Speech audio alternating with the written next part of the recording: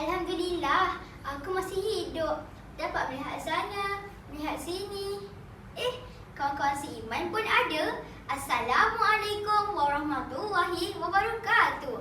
Segala puji bagi Allah yang memberi kesempatan untuk saya berkongsi ilmu dalam Da'i Cilik 2025 yang bertajuk Nikmat Iman. Kawan-kawan semua sihat? Ustaz dan ustazah sihat? Alhamdulillah. Rukun iman yang pertama adalah beriman kepada Allah yang Maha Esa. Meyakini adanya Allah menciptakan kita wajib dipasakkan dalam jiwa kita semua. Seperti mana firman Allah Subhanahu wa taala, A'udzu billahi minasy syaithanir rajim. Wa ma khalaqtul jinna wal insa illa liya'budun. Shadaqallahul azim.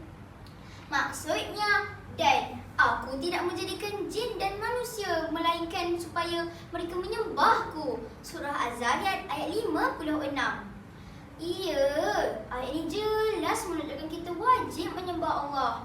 Meskipun kita tidak nampak Allah, tetapi Allah itu wujud dan maha melihat akan hamba-hambanya. Kawan-kawan, rasa nyaman tak dengar angin sepoi-sepoi bahasa ni? Kita nampak angin? Tidak. Begitulah Allah walaupun kita tidak nampak Allah. Tetapi Allah itu wujud dan tidak pernah mengantuk, mahu pun tidur.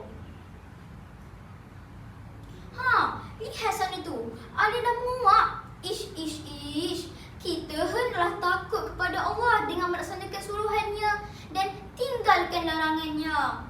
Bersyukurlah pada nikmat yang ada di dalam diri kita dan tidak melupakan perjuangan Rasulullah SAW dan para sahabat yang menyampaikan dakwah sehingga surah akidah sampai ke hari ini.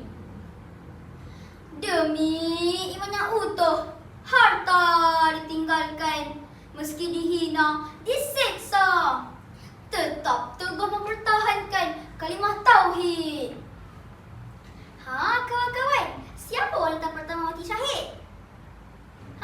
Betul, Sumayyah binti Hayat. Sumayyah telah dipakaikan baju besi, dijemur di tengah padang pasir yang panas, diseksa dengan kejam. Sumayyah, berani kau mengenal agama Muhammad? Sekarang siapa yang berkuasa? Aku atau Tuhan Muhammad? Ahad, jawab Sumayyah dengan teguh. Sabarlah keluarga Yasir, bagimu syurga di sana. Dan kau pun tega memilih syurga, walau terpaksa mengorban nyawa. Lalu tombak yang tajam menikam jasadmu yang tiada bermaya. Namun iman di dadamu sedikit tidak berubah. Begitulah beratnya Rasulullah SAW dan para sahabat menyampaikan dakwah dan akidah. Namun kawan-kawan, alangkah sedihnya kita pada hari ini. Gejala murtad makin berleluasa. Pemikiran liberal kian parah dan ada yang berani mencabar hukum Allah. Na'udzubillah. Oleh itu kawan-kawan, marilah kita bersama mempertahankan dan memperjuangkan iman dan akidah kita agar ia terus mekar. Akidah Islam perlu dimampankan. Nabi Muhammad sebaik ikutan. Perintah Allah wajib dilaksanakan. Segala larangan hampiri jangan. Sekian, wabillahi taufiq wal hidayah. Wassalamualaikum warahmatullahi wabarakatuh.